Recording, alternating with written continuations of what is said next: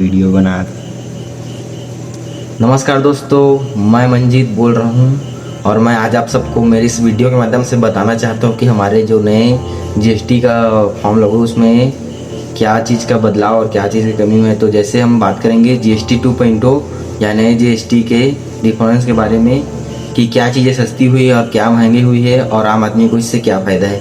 जैसे 22 सितंबर 2025 यानी कि आज के दिन कुछ बड़े बदलाव हो रहे हैं जीएसटी सिस्टम में। तो चलिए शुरू करते हैं।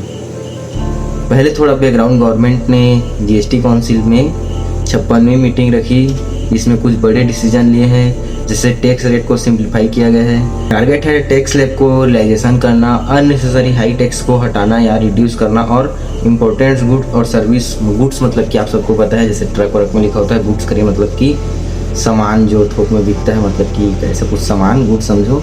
गुड्स और जो सर्विस लगता है उन लोगों के लिए क्या अफोर्डेबल बना है। नए स्लैब और उनके महत्व। अब जीएसटी के मेजर स्लैब हैं 0%, 5%, 18% और 40%, जिससे गुड्स यानी कि सामान लग्जरी आइटम के लिए बनाया गया है।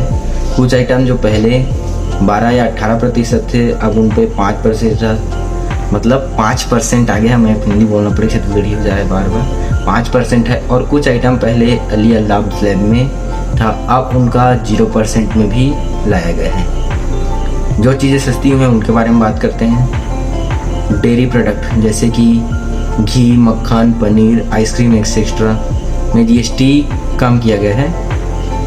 सैनिटरी पैड्स आइटम जैसे कि बुक, पेन, आपने मतलब कि जो पेपर का चीज़ बनता है जिसको हम लोग पढ़ाई लिखाई के लिए ज़्यादा यूज़ करते हैं, इन सब पर 0% जीएसटी रखा गया है। डेली यूज़ आइटम, साबुन, शैम्पू, वैसी चीज़ अब सस्ती मिल रही है क्योंकि इनमें एप्लीकेबल स्लैब 5% का ही 5% या उसका लोअर भी है। छोटी गाड़ियाँ, बाइक और इलेक्ट्रॉनिक जहाँ पहले हाई स्लैब में था उन पर अब 18% स्लैब है या जीएसटी कम हुआ है। जो चीज़ें महंगी हुई है, जिनमें टैक्स बढ़ा गया है, उनका मतलब बता रहा हूँ। मैं ब्लॉगर हूँ तो पहले बार ऐसा हो जाता है।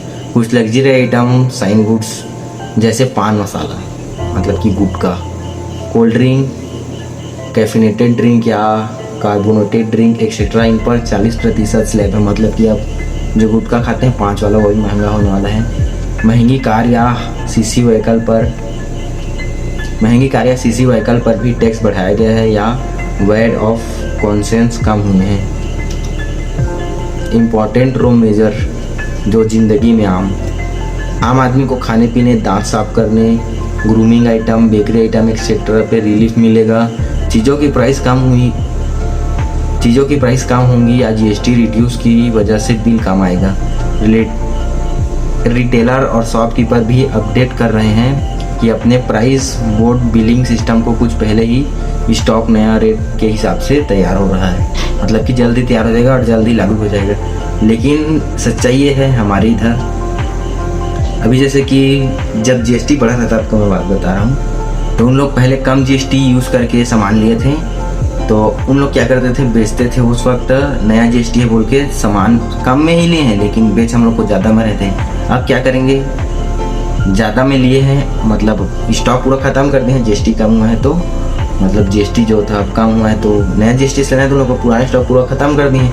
अब जो कम जीएसटी जिस सामान में यूज होगा उसको भी अब हम लोग उसी पुराने जीएसटी में ही बेचेंगे, क्योंकि अभी हमारे पास कोई प्रूफ नहीं है और कोई धीरे धीरे ही हमारे तरफ लागू होता है। मैं इतना विकसित क्षेत्र में नहीं रहता हूँ।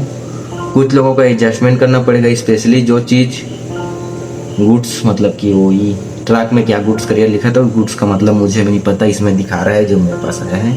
लग्जरी आइटम मेरे खाली परफ्यूम पता है, उन पर खर्चा बढ़ सकता है, ऐसा है। इम्पोर्टेंट पॉइंट, स्टेट में SGST प्लस CGST मिलकर टोटल जीएसटी बनता है।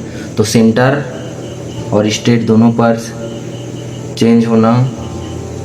हर स्टेट में SGST प्लस CGST मिलकर टोटल जीएसटी बनता है, तो हर सेंटर और स्टेट दोनों पर चेंज होंगे। कुछ आइटम पे पुराने स्टॉक या पुराने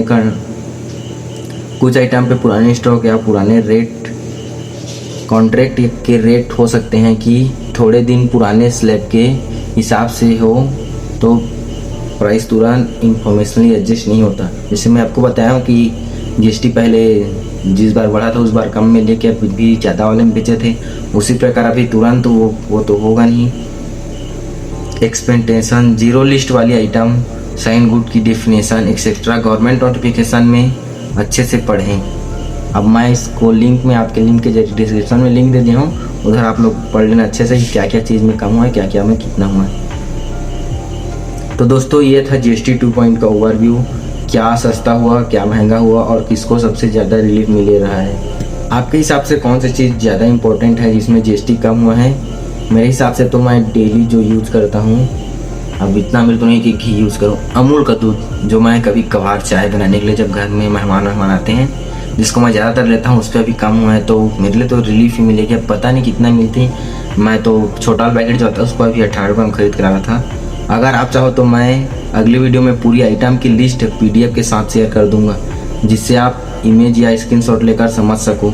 तो वीडियो को लाइक करें, शेयर करें और चैनल सब्सक्राइब करना बिल्कुल ना भूलें ताकि अपडेट मिलता रहे। धन्यवाद दोस्तों, मिलते हैं अगली वीडियो में। नमस्कार।